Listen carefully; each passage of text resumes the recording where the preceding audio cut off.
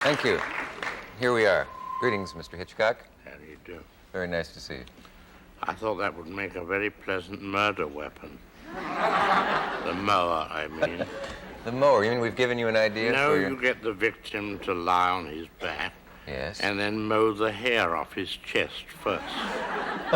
Then stamp on him. Oh, I see. How did you acquire this turn of mind? You look like such a pussycat. I think my mother scared me when I was 3 months old. You You see, she said, boo. It gave me the hiccups. Yes? And she apparently was very satisfied. All mothers do it, you know. That's how fear starts in everyone. Well, that's an interesting insight into psychology. I didn't realize that. Weren't you ever booed at by your mother? I've been booed at ever since. Not necessarily that way. You know, I was just looking over the incredible list of your films. The Truffaut book that delighted film people when it came out. And the 39 Steps and The Lady Vanishes and Notorious and The Paradine Case and Spellbound and Saboteur and Rebecca. And there are many that I didn't know about. Most of us know of Rope and Strangers on a Train and Rear Window and Trouble with Harry and Psycho and Vertigo and The Wrong Man and all of those. But you made some very early films that are seldom, if ever, seen.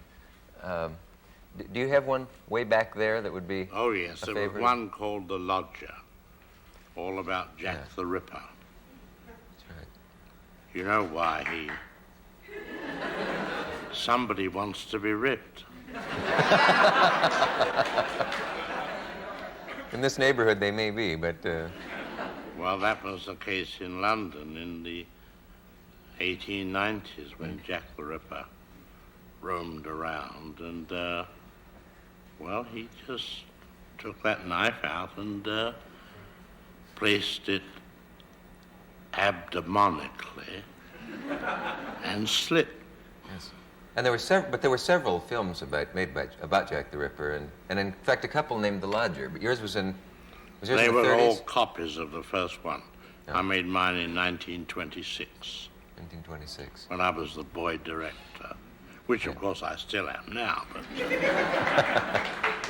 Yes, and one of the best boy directors we have. Are you still afraid of the police? terrified of the police. Terrified. Can you explain where that begins? I think it was when I was a child of 5. My father sent me with a note to the local chief of police for a minor, I must admit, a minor misdemeanor. Yes. And I was placed in a cell for 5 minutes.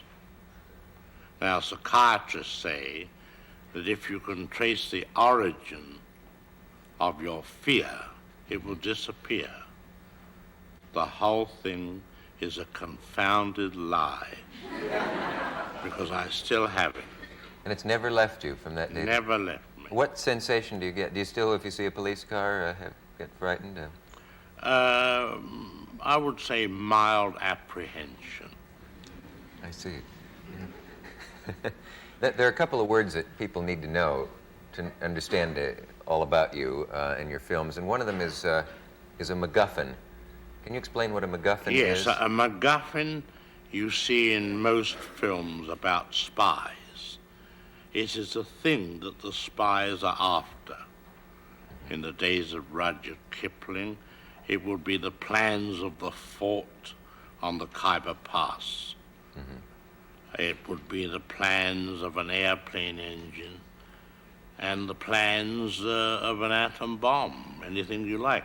It's always called the thing that the characters on the screen worry about, but the audience don't care. And someone asked, what is a MacGuffin?